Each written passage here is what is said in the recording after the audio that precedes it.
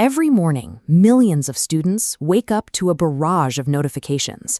Global summits, political shifts, scientific breakthroughs. The sheer volume of daily data is overwhelming. Trying to memorize every single headline as it appears is a losing strategy. The actual test is whether you can filter out that daily noise to isolate the exact facts an examiner requires. To do that, we use the syllabus blueprint. Instead of reading articles chronologically, we sort the news directly into 4 scoring pillars: defense and international relations, polity, science and health, and art and culture. When you map raw, chaotic data into these distinct categories, you stop passively consuming news and start actively building a searchable database in your mind. We open our first pillar, defense and international relations. The Indian Navy just inducted INS Aridaman, the country's 3rd Ariane-class nuclear-powered ballistic missile submarine. This diagram maps out the concept of a nuclear triad. A nation's nuclear deterrent relies on land-based missiles, air delivery systems, and sea-based platforms. Because submarines can remain hidden underwater for months, adding a 3rd sea node ensures that a country can launch a retaliatory second strike, even if its land and air bases are compromised. The Aridaman specifically carries K-15 and K-4 nuclear-capable missiles. As the radius rings expand here, you can see the effective reach of the K-4, giving the submarine a strike range of up to 3,500 kilometers. While submarine fleets secure the ocean floor, security protocols also extend upward. Here we see representatives from the USA, the UK, and the USSR signing the Outer Space Treaty in 1967. Drafted during the Cold War, this treaty prohibits placing weapons of mass destruction in orbit and prevents any single nation from claiming ownership of celestial bodies.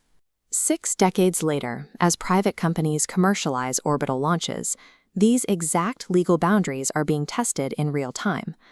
Modern strategic defense requires navigating a continuous spectrum of risk, stretching from deep-sea nuclear deterrence to orbital legal frameworks. Moving to our second pillar, polity and governance. Ahead of the 2026 Assembly elections, the Election Commission of India launched a Know Your Candidate feature on its EC InNet platform. This flowchart illustrates how the EC InNet system functions. It takes a candidate's mandatory Form 26 affidavit, the legal document listing their financial assets, liabilities, and criminal records, and funnels that data directly into a voter's smartphone interface. This KYC tool runs alongside other digital oversight systems in the network, like the C-Vigil application, which allows citizens to immediately report violations of the Model Code of Conduct. By placing verified financial and criminal records directly into the hands of voters, this digital infrastructure forces a higher degree of transparency and direct accountability onto the electoral process. Our third pillar is science, health, and environment.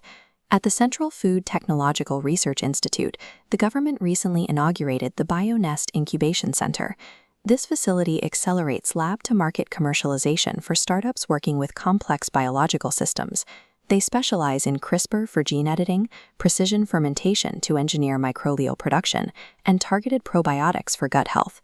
While scientists engineer secure food systems, European agricultural agencies are fighting to stabilize theirs against an aggressive outbreak of Newcastle disease, currently spreading through poultry farms. Newcastle disease is caused by an avian paramyxovirus. This tiered chart compares its 3 main strains. The lentogenic strain at the bottom causes mild symptoms.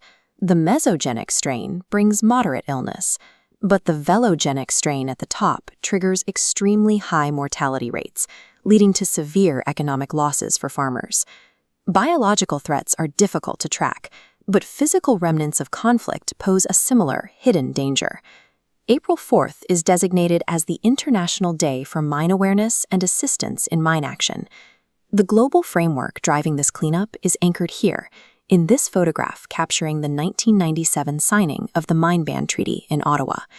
This agreement established the international mandate to clear explosive remnants of war and assist victims long after formal conflicts end. Whether containing an airborne paramyxovirus in agriculture or coordinating the extraction of buried landmines, mitigating invisible threats requires tight alignment between scientific detection and international policy. Finally, we open our fourth pillar, art and culture.